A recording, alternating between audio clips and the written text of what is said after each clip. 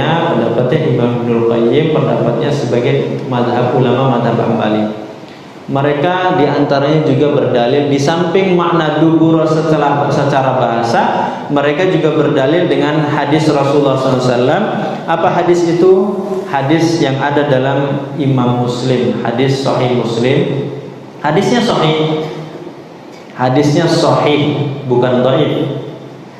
Apa bunyi hadis itu? An Aisyah radhiyallahu anha, dari Aisyah radhiyallahu anha, kana Nabi sallallahu alaihi wasallam idza sallama la yathbutu illa qadra ma yaqul Allahumma antas salam wa minkas salam tabarakta ya dzal jalali wal ikram.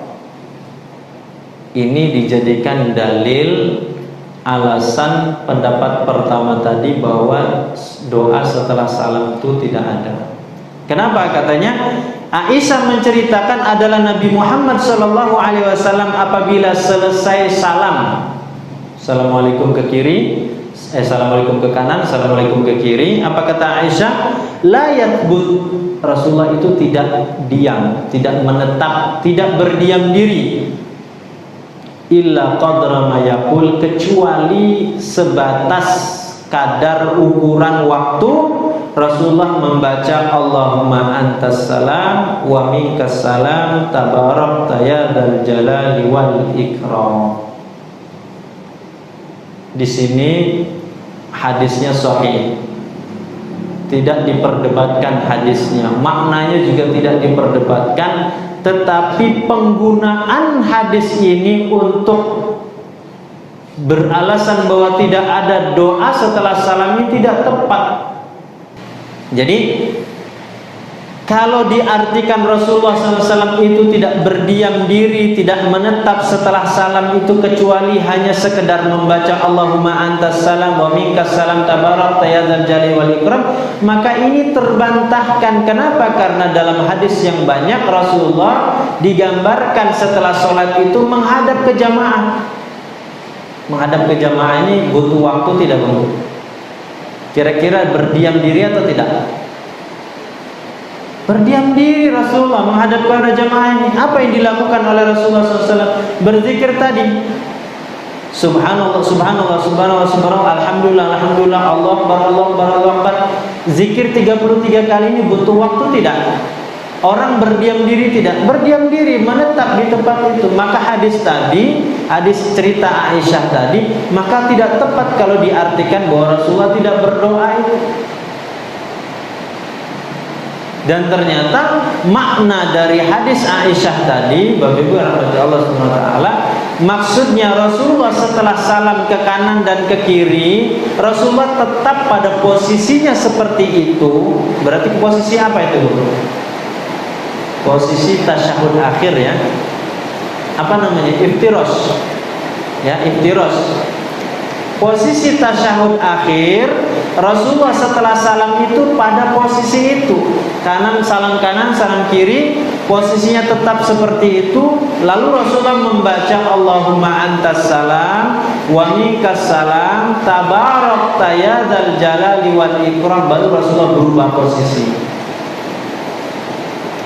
Makanya kalau imam kalau mau mengikuti tuntunan seperti ini, maka urutannya seperti itu. Setelah salam ke kanan, salam ke kiri, tetap pada posisi seperti itu. Apa yang dibaca? Dibaca tadi Allahumma antas salam wa minkas salam tabarakta ya dzal jalali wal ikram. Setelah itu baru berbalik badan menghadap kepada jamaah, melihat kepada jamaah. Apa yang dilakukan? Berzikir. Zikir apa saja? Tadi tasbih, tahmid, takbir masing-masing 33 kali. Baru setelah zikir itulah kita berdoa. Jadi doa itu berdasarkan hadis-hadis tadi dianjurkan, diperintahkan, disunnahkan, disyariatkan setelah sholat, maksudnya setelah berzikir. Urutannya seperti itu, setelah berzikir. Dan bukan setelah sholat sunnah.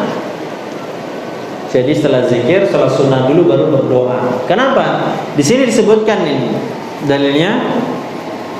Imam At-Tabari yang punya kitab tafsir At-Tabari, beliau mengatakan ada satu riwayat dari Ja'far bin Muhammad As-Shadiq, beliau mengatakan ad-du'a'u ba'dal maktubati afdalu minad du'a'i ba'dal fari ba'dan nafilah.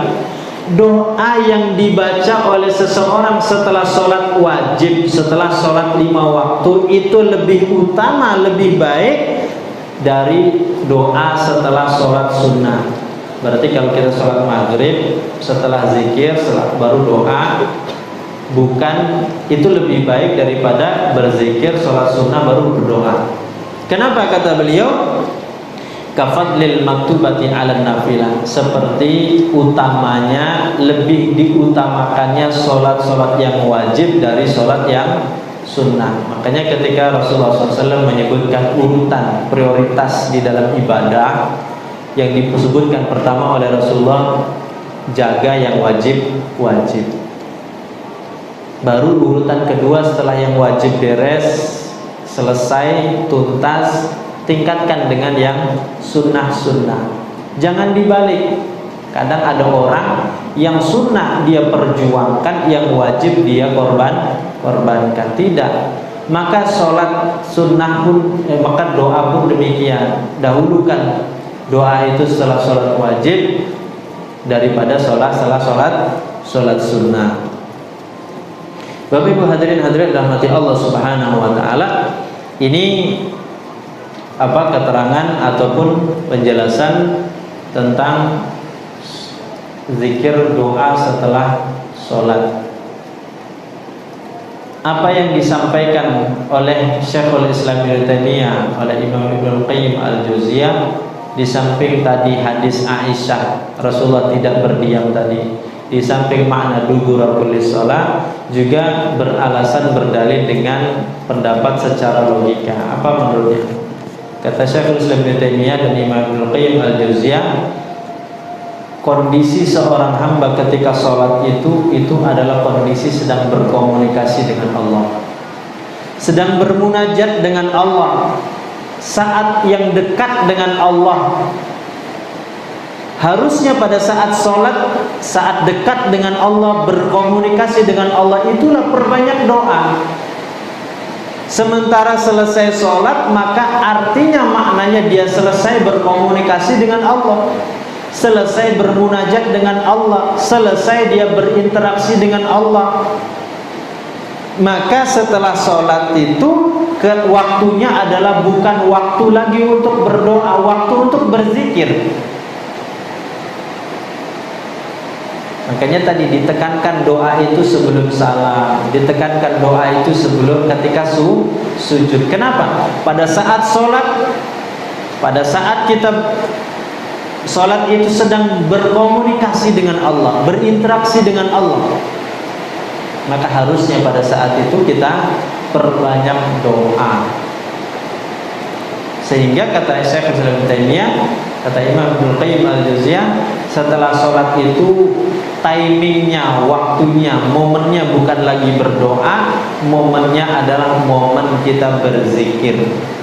Tetapi ini adalah pendapat secara logika, alasan secara logika itu terbantahkan dengan dengan hadis-hadis yang menyebutkan bahwa praktek yang diajarkan oleh Rasulullah SAW setelah sholat itu di samping berzikir juga adalah berdoa. Maka Bapak Ibu hadirin hadirat rahmati Allah Subhanahu wa taala, kalau ditanyakan lagi yang mana yang lebih kuat, yang mana yang lebih tepat, kalau menurut pribadi saya berdasarkan hadis tadi, berdasarkan riwayat tadi, maka adalah pendapat yang kedua yang menyebutkan bahwa setelah sholat itu ada tuntunannya, ada sunnahnya, ada syariatnya, kita diperintahkan untuk berdoa kepada Allah Subhanahu wa taala. Sebab bagaimana hadirin kepada Allah Subhanahu wa taala, boleh jadi kadang kita temukan ada orang yang setelah sholat tiba-tiba dia langsung pergi saja. Boleh jadi dia berpendapat dengan pendapat yang pertama. Setelah sholat duduk sebentar, zikir sebentar, setelah itu dia pergi, tidak ada doa. Boleh jadi kita husnudzon orang yang demikian beralasan atau berpendapat dengan pendapat yang pertama. Tetapi Bapak Ibu hadirin hadirat dirahmati Allah Subhanahu wa taala, kalau itu ternyata ada tuntunannya, ada syariatnya, ada sunnahnya, maka kenapa kita tidak lakukan? Sementara doa itu adalah apa? Doa itu adalah permintaan dan permohonan kita kepada Allah Subhanahu wa taala. Maka perbanyaklah berdoa, meminta, memohon kepada Allah Subhanahu wa taala.